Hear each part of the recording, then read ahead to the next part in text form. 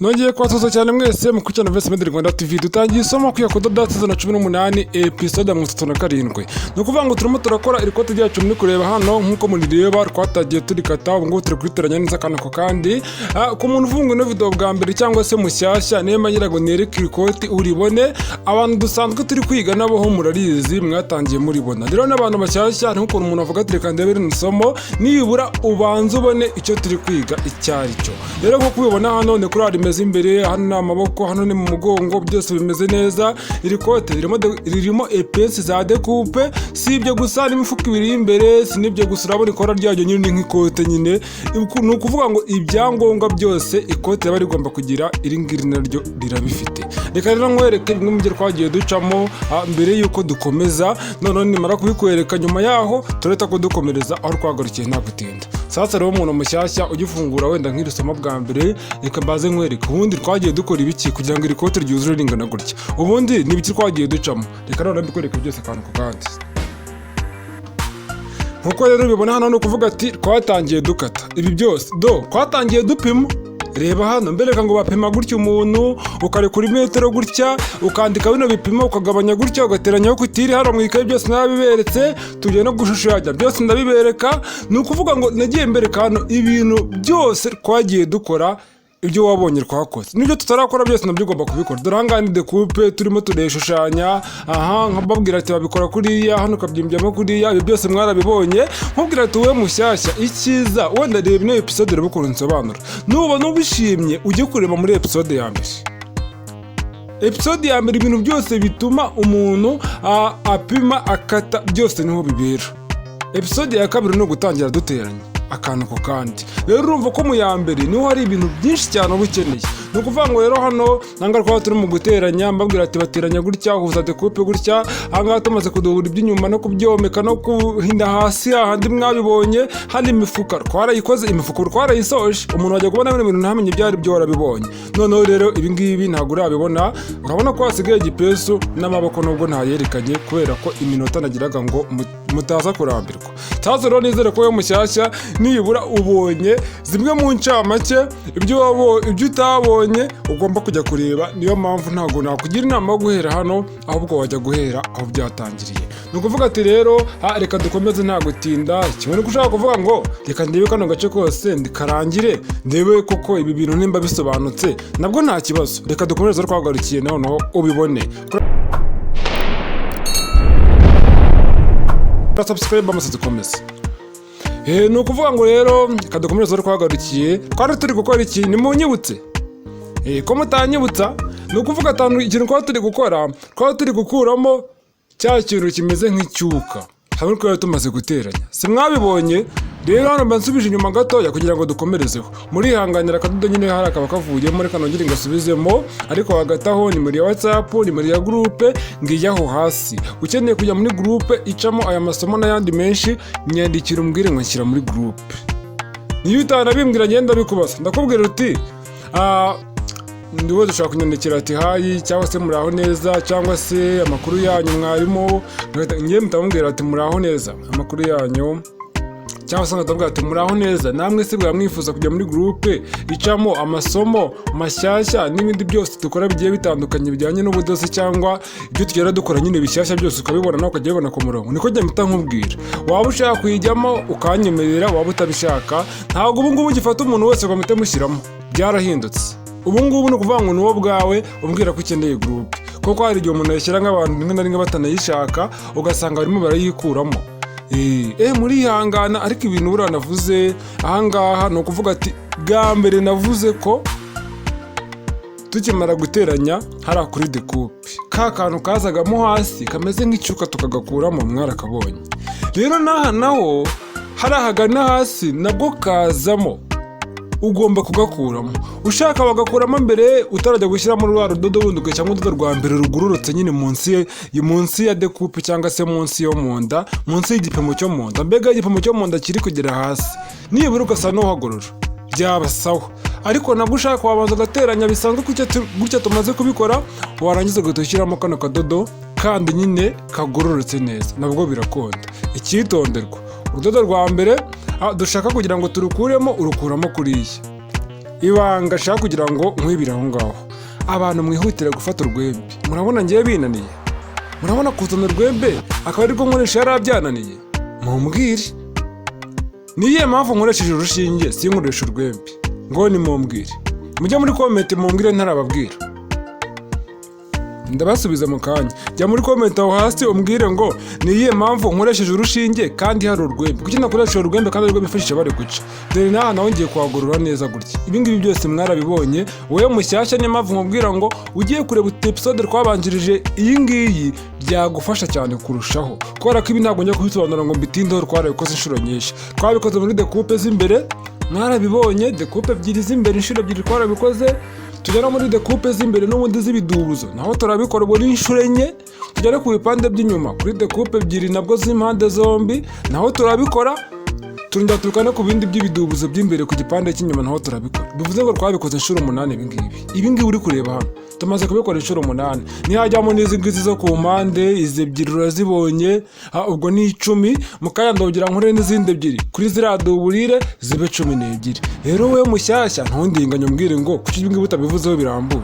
Nuva narabivuze ahubwo nararushye pe, guhora mbisubiramo buri munsi. Kandi umuntu uri kuri level yo gukora ikoti, erega ntabwo ubundi umuntu uri ku rwego rwo gukora ikoti ntabwo ari wa muntu ugenda ngo ubwire ibintu byinshi, ubundi abakeneye formule gusa. Bikorwa gute, muzihe nzira, ese narebaho rimwe gusa nibura, apfa kubonaho rimwe gusa, ibindi byose arabyikorera. Ngiye nkora ikoti bwa mbere ndakubwiriza ukuri narikoze sanzwe nzi kudoda, naradodaga ariko nyuma ndavuga ati reka nigene gakoti ndebe bya bintu. Reka burangiye we ubura kwiga kudoda, nyine narakubwiye ati nimba uri umudozi ufite abana bato ukabona hari umwana umwe mu bana bawe ukunda kujya mu bintu by'ubutayeri ajya ku mashini, nyine uzirinde kumunaniza akiri muto, ariko ujye ugerageza umuhe umwanya we nabwo, kubera ko uwo muntu hari igihe avamo umuntu w'umuhanga w'ahazaza pe. Yego nanjye ntabwo ndi umuhanga, ariko hari igihe avamo umuntu kabisa umenye kudoda karataranabyise. Agenda byiga gahoro gahoro, umubwira ati kora ka ese bigahera ku biraka, bigahera ku iki, akazisanga yarabimenye. Rero nanjye muri ubwo buryo rwose mama wanjye nakuze mbona nyine mfite nk'imyaka 5, oya mfite nk'imyaka 5, nimba ari 5 nimba ari 7 nimba ari 8 hagati aho, nibwo yatangiye kwiga igitayeri. Rwose ngiye nkajya ngenda ahantu yakoreraga igitayeri, hari murumuna wanjye wari agahinja, noneho akajya avuga ati nyine twagiraga umukozi ariko nyine hari kera tukiba mu cyaro, noneho umukozi wenda aza kugenda, noneho hagiye nyine kwa nyine umukozi ashobora kugenda hakazaza undi gutyo. Noneho rero bigenze gutyo nkajya ngenda nkajya kumufasha umwana ndeba n'ibintu abakora ku ishuri. Yabaga ari ku ishuri, habagaho amashuri ngo y'imishinga yigisha ubutayeri, n'ubu ngo barahari. Niyo yabagamo rero nyine ahantu mu cyaro, iyo ngiyo nyine abantu bavuga ati uyu ni umushinga wigisha ubutayeri. Uko najyaga birebaho ngakomeza kubikurikirana, ngize amahirwe mbona imashini, aguze imashini bwa mbere yabaye yisize mu rugo gato, ari kumenyera nyine umuntu wo mu cyaro, nange murumvikana. Nanjye ariko ngenda ndebaho gahoro gahoro, ngacunga avuye ku mashini nkajya kuba pedara, yabona amaze kumenya gupedara ngashyiramo umwenda ngatwara akabona ndabizi. Noneho abonye nyine ubumenyi bwanjye buri kwisumbura akajya ambwira ati sasa rero teranya kara kantu ndebe. Nyine ni nk'akantu kacitse gato cyane, wenda nk'umwenda wo mu rugo usanzwe wa bagenzi banjye nyine tuba tuvukana, ntabwo wajya gukora ibintu by'umukiriya. Amaze kubona ko amaze kumenya ngo uru rudodo ngo ndacyari muto, akajya ambwira ati sasa rero urajya nkubira igitenge kimwe ni igiceri cy'ijana, nimba yari amaga ijana, nimba ari senkani hagati aho.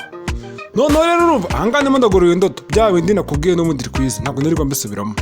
Noneho ko nakobaga ibitenge cyane akampa ibyo biceri kabisa, n'abandi bantu b'abaturanyi nyine bari mu kigero cyanjye nyine tukiri bato, akavuga ati Valence igomba kundodera akaraka, gutyo gahoro gahoro bigenda biza. Rimwe na rimwe n'igihe nk'umuturanyi avuga ati ibi bintu birasuzuguritse sinabigwa ngo binkorere, kuri ya mwana wawe ari ubikora cyangwa se uriya mwana muto ya n'umude nakaraka nta birenze, wowe uzajya ukora ibintu by'amariba byo gukata n'ibiki. Ndumva ibi ngibi rwose atari ibintu byawe. Hari abakiriya batekereza gutyo, ni gutyo rero nagiye mbimenyera ndabimenya.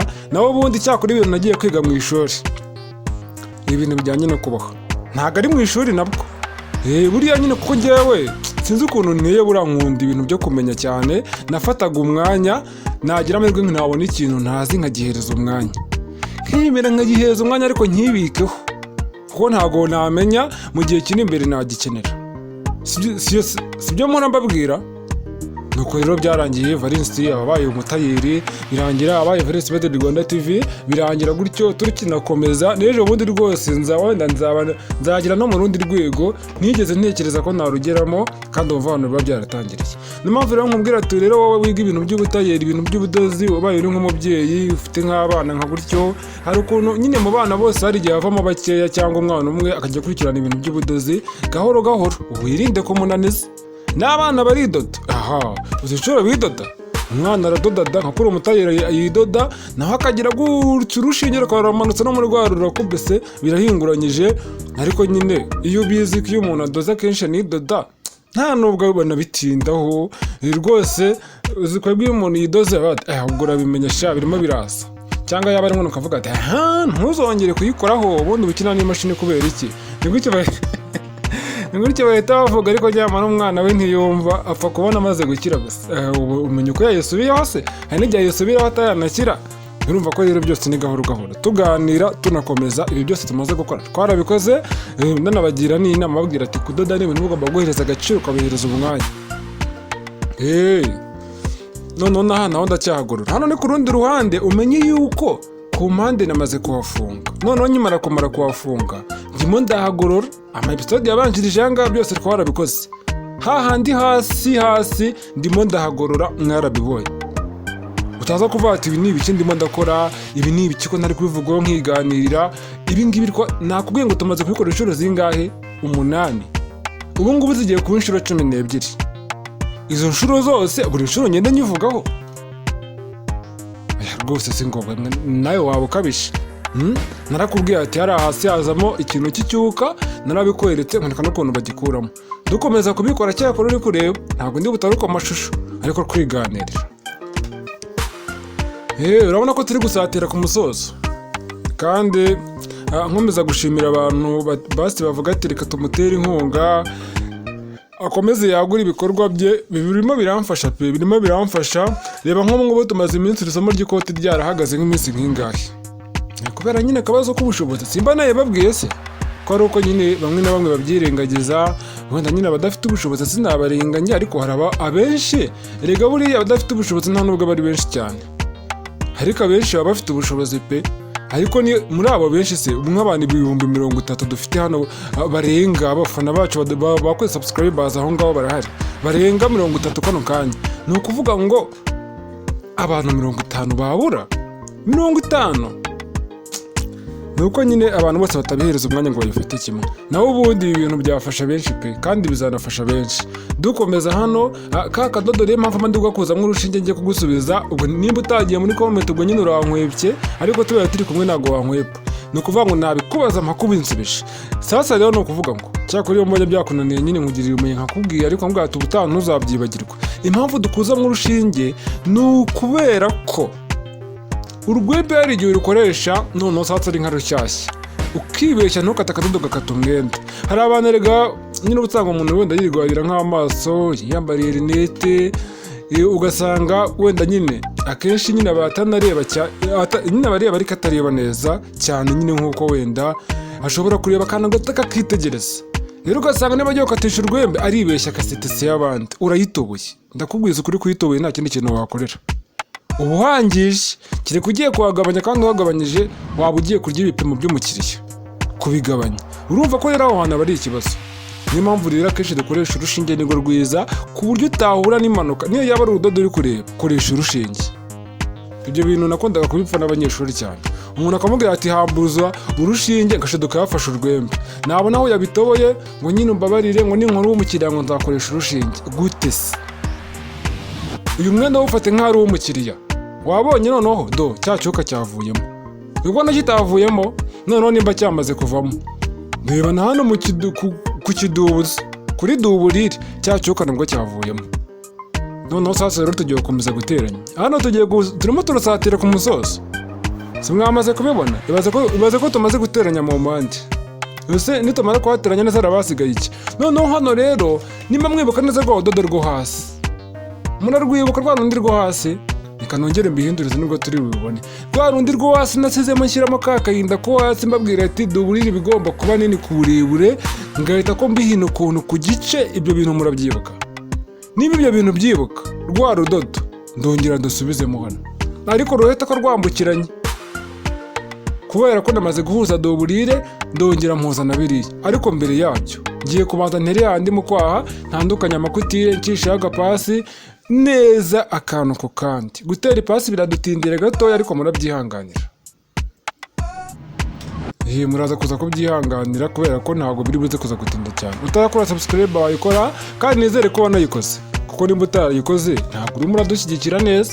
Ushobora kuba waranteye inkunga ariko nkeneye ko abafana bazamuka rwose. Ako uzo munsi nzagera nko muri wenda nyine ntabwo najya kuvuga akadodo nsizemo hano nakiki ko mutaba mumbwira se. Rega nanjye madikureba amashusho y'ibiri kuba. Ibi ngibi mba naramaze kubikora kera nkavuga ati nzabisobanura. Kariya kadodo rero ni ahantu buriya hari hameze nk'aho hatafashe urudodo neza nari ngasize, ariko nta bindi birenze makoze. Reka nze turebe ko tubona n'ahandi mpite mbabwira ibyo ari byo. Nanjye hano madeba amashusho y'ibyabaye mba meze nk'umuntu uri kureba gusa televiziyo biri aho, ariko ibyo mbona nanjye nkajya mbivuga, mbega mba meze nk'umusobanuzi. Ninjye mba narabiteguye ariko ngira igihe cyo kubisobanura. Ndatekereza ko ibintu ndi kuvuga gutyo birumvikana.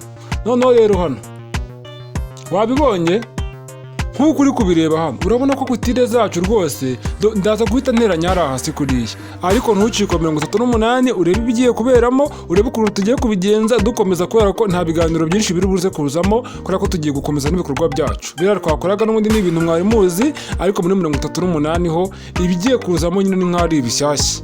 Ntucikwe. Ni Valette Madrid Rwanda TV, bye bye, ndabakunda cyane kandi ikindi umenye neza ko wakoze subscribe nizere ko wayikoze nicyo kintu cya mbere mutako nkubwira. Icya kabiri kudushyigikira, iri kote n'iyindi myenda iri kugenda isohoka, buriya waba uzi neza ko iri kuva muri mwebwe mufatikanyije nanjye.